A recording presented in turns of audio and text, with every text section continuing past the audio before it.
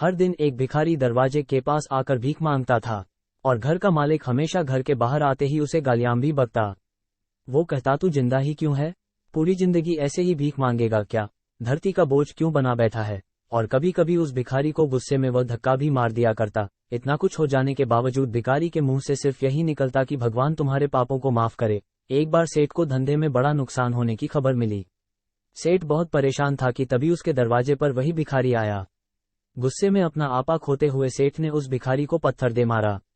पत्थर लगने के कारण भिखारी का सर फूट गया और उसके सर से खून बहने लगा। फिर भी दर्द से कराहते हुए भिखारी ने इतना ही कहा, भगवान तुम्हारे पापों को माफ करे। भिखारी वहां से चला गया। सेठ सोच में पड़ गए, भिखारी को पत्थर मारा फिर भी उसने सिर्फ प्रार्थना की। सेठ का गुस्सा शांत हुआ, सेठ का मन शांत हुआ भिखारी का रहस्य जानने के लिए। सेठ ने भिखारी का पीछा करना शुरू कर दिया। भिखारी जहां जहां जाता सेठ उसके पीछे जाता। सेठ ने देखा कि कोई उसको खाना देता, कोई उसको मारता, कोई अपमानित करता तो कोई गाली देता।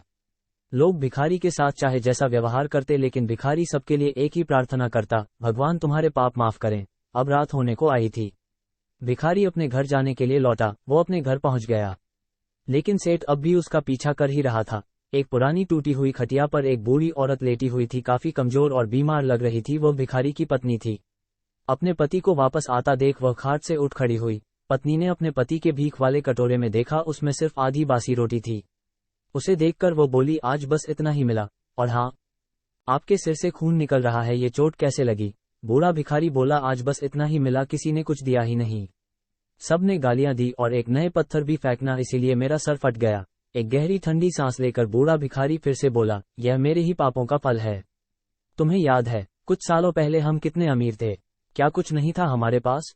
हमारे पास हर चीज जरूरत से ज्यादा थी, लेकिन हमने कभी दान नहीं किया। और उससे भी बुरा हमने उस अंधे भिखारी के साथ किया जो हमारे द्वार पर भीख मांगने आया करता था। बूढ़ी पत्नी की आंखों में आंसू आ गए।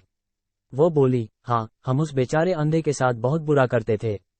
उसका अपमान करते थे, उसे खाने के लिए रोटी की जगह कागज दिया करते, उसका मजाक उड़ाया करते और कभी कभी मारा भी करते। मैंने कभी उसको रास्ता नहीं दिखाए। एक बार मैंने उसके मुंह पर मिट्टी भी फेंकी थी और वह हमेशा दुखी होकर यही कहता कि भगवान तुम्हें तुम्हारे किए की सजा देगा। भगवान तुम्हारे पापों की सजा जरूर देगा। भगवान तुम्हारे पापों की सजा जरूर देगा। उसका श्राप सच हुआ और हम इस दुख भरी जिंदगी में आ गए। भिखारी बोला, हाँ, उसका श्राप सच हुआ, इसलिए मैं किसी को बददुआ नहीं देता। चाहे कोई मेरे साथ कैसा भी बर्ताव करे, मैं हमेशा उसके लिए प्रार्थना करता हूँ। मैं नहीं चाहता कि कोई भी हमारे जैसे जिंदगी का अनुभव करें, किसी को भी हमारे जैसे दुखों का सामना करना पड़े। वो नहीं जानते कि वो कितना बड़ा पाप कर रहे हैं, इसलिए अनजाने में हुए पाप की ऐसी सजा किसी को भी मिले, मैं नहीं चाहता। सेठ वहीं पर छुपकर यह सारी बातें सुन रहा था। अब उसे सब कुछ समझ में आ गया था। भिखारी और उसकी पत्नी ने वह आधी रोटी मिल बांट कर खाएं और भगवान को धन्यवाद बोलकर सो गए। अगले दिन बड़ा भिखारी फिर से भीख मांगने गया सेठ के घर के पास। जाते हैं सेठ ने पहले से गर्म रोटियां उसके लिए निकाल कर रखी थी। उसे देते हुए सेठ विनम्रता से बोला, माफ कर दीजिए बाबा, मुझसे बहुत बड़ी गलती हो गई। बूढ़ा भिखारी बोला, भगवान तेरा भला करे। इतना कहकर वह आगे निकल गया। इस कहानी से जो सीख लेने लायक है वो बड़ी ही सिंपल है कि आदमी चाहे किसी के बारे में बुरा कहे या भला करे, लेकिन भगवान सिर्फ कर्म के हिसाब से उसको फल देता है। क्या हुआ अगर भगवान नहीं दिखता है, लेकिन ये बात बिल्कुल सच है, उसके खाते में सबका हिसाब बहुत बहुत पक्का होता है। इसलिए जब किसी के लिए कुछ भी करो तो अच्छा ही करो।